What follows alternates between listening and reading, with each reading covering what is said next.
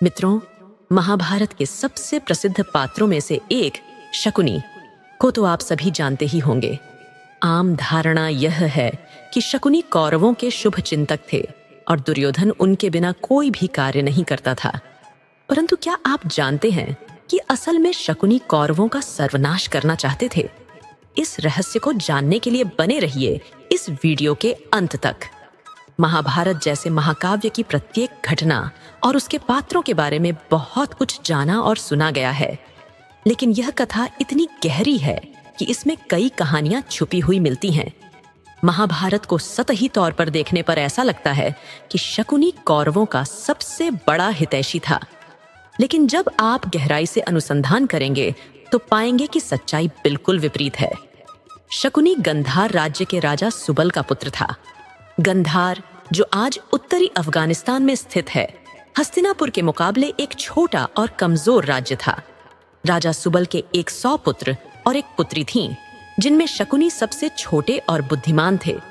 जब भीष्म पितामह को गांधारी की सुंदरता और गुणों के बारे में पता चला, तो उन्होंने हस्तिनापुर के राजकुमार धृतराष्ट्र के लिए गांधारी का हाथ मांगा। परंतु सुबल और उनके पुत्रों ने इस विवाह का विरोध किया, क्योंकि धृतराष्ट्र जन्म से अंधे थे। इसके बावजूद भीष्म पितामह के दबाव में गांधारी का विवाह धृतराष्ट्र से कर दिया गया। गांधारी के पहले विवाह की अनोखी कथा भी प्रचलित है। उनकी कुंडली में दोष था, जिसके कारण उनके पहले पति की मृत्यु निश्चित थी।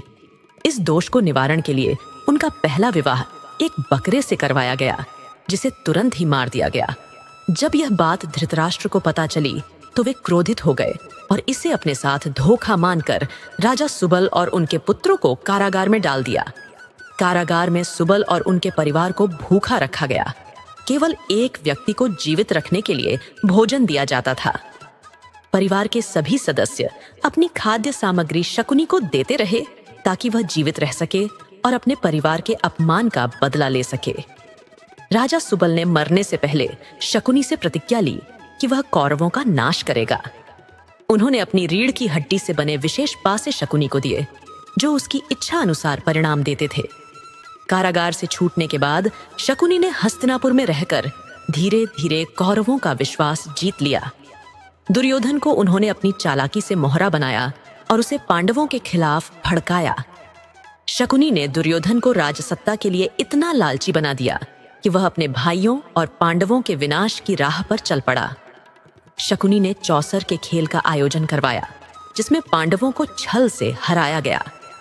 युधिष्ठिर धृतराष्ट्र के आदेश मानते हुए खेल में शामिल हुए और धीरे धीरे अपना सारा राज्य और सम्मान गंवा बैठे। यहाँ तक कि द्रौपदी को भी दांव पर लगाया गया।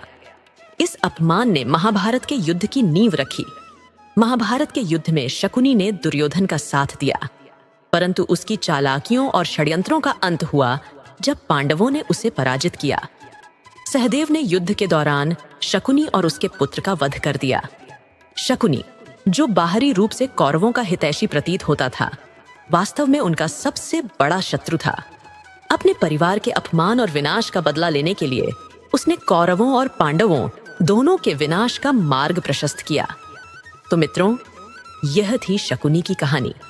आशा है आपको यह वीडियो पसंद आई होगी। कृपया वीडियो को लाइक करें, शेयर करें और चैनल को सब्सक्राइब करना ना भूलें। मिलते हैं अगले वीडियो में। तब तक के लिए धन्यवाद।